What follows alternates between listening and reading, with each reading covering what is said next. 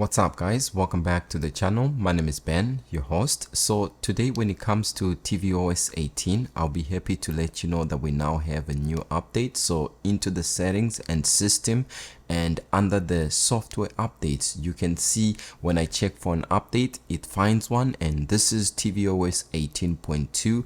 It's the first developer beta for tvOS 18.2, and you can see I was coming from tvOS 18.1 with the build 22J580. It's gonna take about 3 minutes to download the update and then a couple more to do the final actual installation. But in the meantime, you can see some other softwares that were released alongside this. So you have watchOS 11.2 beta, visionOS 2.2, you have tvOS 18.2 beta, macOS 15.2 beta 2, you have iPad and iOS 18.2 beta 2. Most of these updates I do cover here on the channel at Halfmanhalftech alongside tvOSs and iOSs and macOS, so definitely do subscribe so that you stay up to date. Now I'm just gonna wait for my device to finish updating, and then we're gonna see what are the new features and new changes that this update has to offer. My device has now been updated, and if we go out of the screensaver tab and go into the settings, and I hate that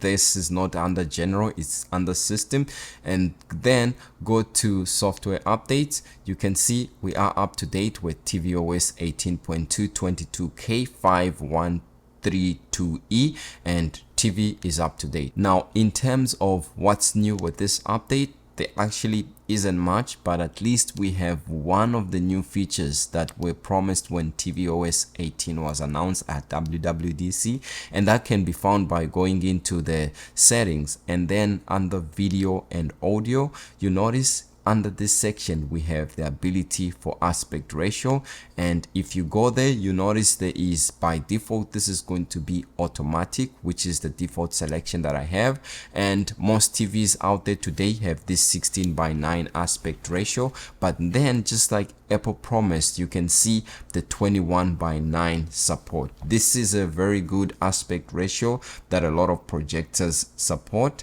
and you can see the Apple didn't just add this 21:9 aspect ratio, they added 2.37:1.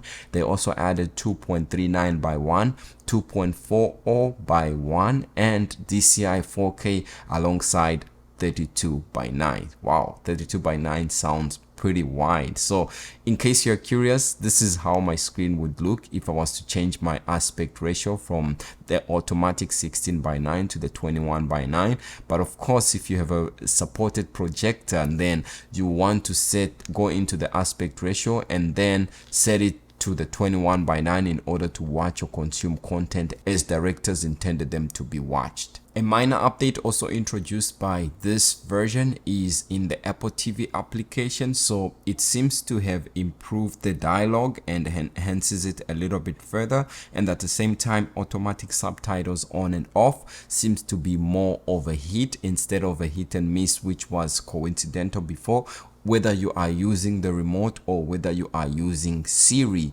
to ask what they said or what did they just say in order to turn on subtitles for a few selected seconds. For tvOS 18.2, in the release notes, Apple mentions that one of the resolved issue has to do with SwiftUI, and it has to do with compiling in the Swift 6 language mode might cause at this error due to static properties. So this is not one that you're going to have to worry about, but at least they have mentioned one resolved issue. Now with the latest visionOS 2.2 version, I'm pleased to announce that Apple has finally brought over the Mac wide virtual display, and audio now plays through the Vision Pro spatially instead of just the Mac like what was there before. Now audio pass-through is available on the Mac if you're playing Apple Music songs, or if you're listening to podcasts or watching Apple TV shows on the Apple TV app on the Mac. It's available, and now it's available for Vision Pro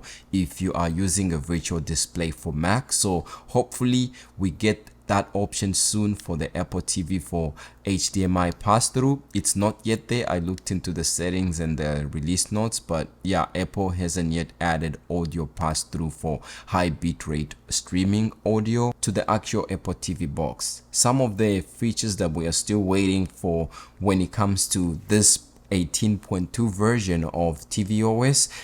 For example, the robot vacuum support in the home app, we haven't yet seen that, and Apple promised that like at WWDC, so it's been a while. And at the same time, we are waiting for the new Apple TV original screensavers based on Apple TV shows, which we haven't yet seen. And we are still waiting for the Snoopy screensaver, which has been highly requested and is the main reason people are updating to tvOS 18.1 and tvOS 18.2. And yeah, I've been requested to check for it multiple times, but yeah, out of curiosity, let's just go to the screensaver tab, go and see. And you can see that's as far as I can go, and the same applies in settings. And so Snoopy is not yet here, but it's one of the things that we are waiting for. So basically that's all that this update has to offer, at least the first beta of tvOS 18.2.